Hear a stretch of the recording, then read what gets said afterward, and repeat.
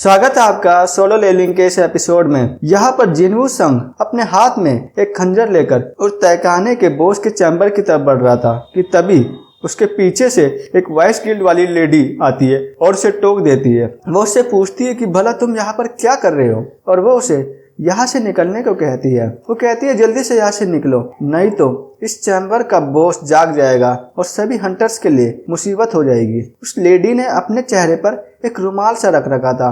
जब जिनवू उसके पास आता है तब वो उसे सूंघने की कोशिश करती है, लेकिन उस लेडी को जिनवू से कोई भी बदबू नहीं आ रही थी। उस लेडी को ऐसा लगा कि शायद इसकी लो रैंक इसकी वजह है। जिनवू संग को इन वर्कर्स ने बताया कि उसे हम जैसे हंटर से बदबू आती है, लेकिन लगता है जिनवू उसे तुमसे ऐसी कोई बदबू नहीं आई। जिनवू को लगा कि वो एक प्लेयर है, इसलिए उस लेडी को उससे कोई भी बदबू नहीं आई। जिनवू के काम की उस सर ने काफी तारीफ की। वो जिनवू को बताते हैं कि कल एक जगह पर ए और सी की रेड होने वाली है, जिसके लिए वहाँ पे 2 टीम और आने वाली है। अब यहाँ पर वाइस गिल्ड की मास्टर कॉल पर जिनवू की खबर ले रही होती है। वो सोच रही होती है कि यह जिनवू जिससे वो मिली थी कोई आम हंटर नहीं है। जिनवू अब दोबारा वहाँ पर क्रिस्टल की खुदाई करने जाता है और वहाँ पर सभी लोग उसे देखकर काफी खुश होते हैं। जिनवू अकेला ही तेजी से सारे क्रिस्टल तोड़ देता है। वहाँ पर तभी कैप्टन ट्यूहान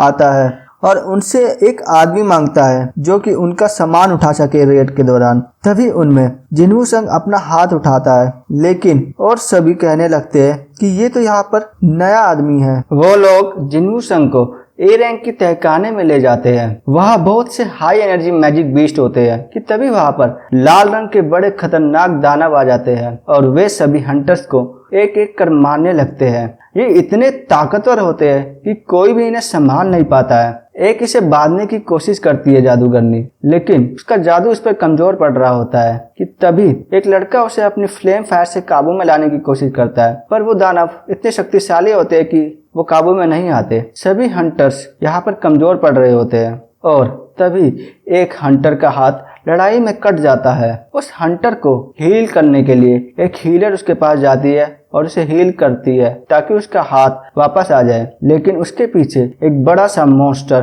खड़ा था। अब उसे लगता है कि उसका यहीं पर अंत हो जाएगा, लेकिन वो अचानक से देखती है कि दानव खुद ही घुटकर मर जाता है। उस हीलर को यहाँ पर कुछ समझ नहीं आया कि अचानक ये सब क्या हुआ, और वो संग जिनवू उन सब को मार रहा होता है। वो भी इतना तेज होता है कि बिना किसी के नजरों में आए वो उन सभी हंटर्स को मदद कर रहा होता है। उन सभी हंटर्स को ऐसा लगता है कि अचानक से ये सभी मॉन्स्टर इतने कमजोर कैसे हो गए। वे सभी हंटर्स अब आसानी से उन मॉन्स्टर्स को मार पा रहे थे। सभी हंटर्स काफी खुश थे कि अब उनकी जीत होने वाली है, लेकिन इसके पीछे संग जिनवू का कमाल था। यहाँ पर एक एक कर सभी मॉन्स्टर को खत्म कर रहा होता है वो संग जिनवू। जब सब मॉन्स्टर खत्म हो जाते हैं और हंटर जीत जाते हैं, उन दानवों से जब सारे दानव मर जाते हैं तो सारे हंटर्स आपस में बातचीत कर रहे होते हैं कि लड़ाई के दौरान अचानक से वो डीमस धीरे हो गए थे।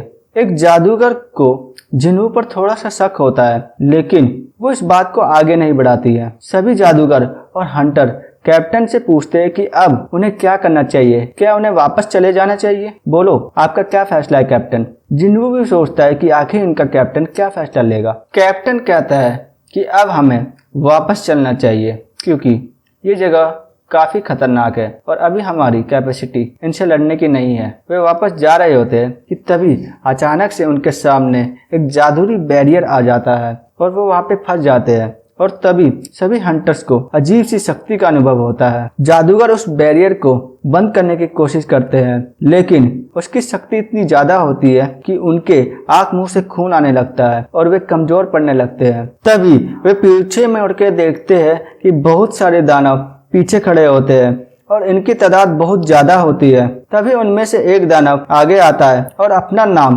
कार्ल गैगन बताता है। वो इन सभी का बॉस यानी कि लीडर होता है। वो कहता है कि हमारे साथ चलो, नहीं तो मेरे सैनिक तुम्हें यहीं पे मार डालेंगे। कैप्टन अब उसकी बात मान जाता है और उनके साथ चलने को राजी होता है।